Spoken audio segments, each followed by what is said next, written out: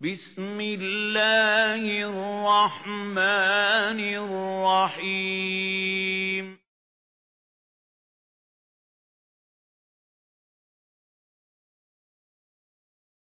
إن حزب النور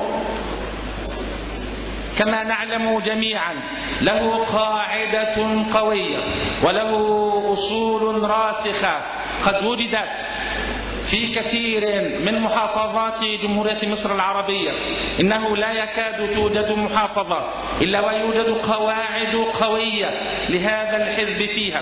في الإسكندرية فقط الآن يوجد أكثر من 35 مركزا لحزب النور، وفي القاهرة كذلك يوجد الكثير من المقار، وفي جميع محافظات الوادي البحري يوجد في كل محافظة من الوادي البحري يوجد مراكز كثير لحزب النور، وإنه عدد من ينتسب إلى هذا الحزب قد يجاوز عشرات الآلاف.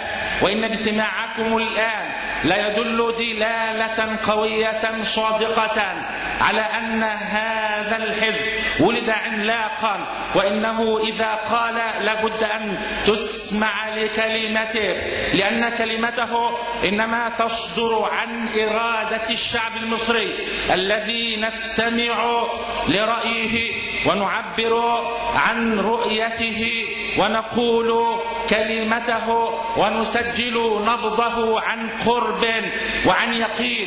إن كثيرا من القوى السياسية تحاول أن تتجاهل حزب النور، يحاولون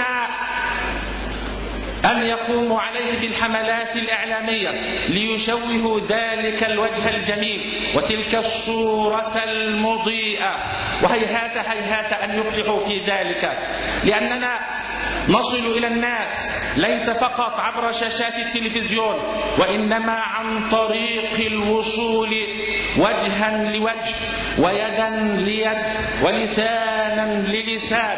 نصل إلى أفراد الشعب المصري كله، سوف نصل إليهم أكثر وأكثر بخدماتنا وأعمالنا وبنائنا لهذا المجتمع.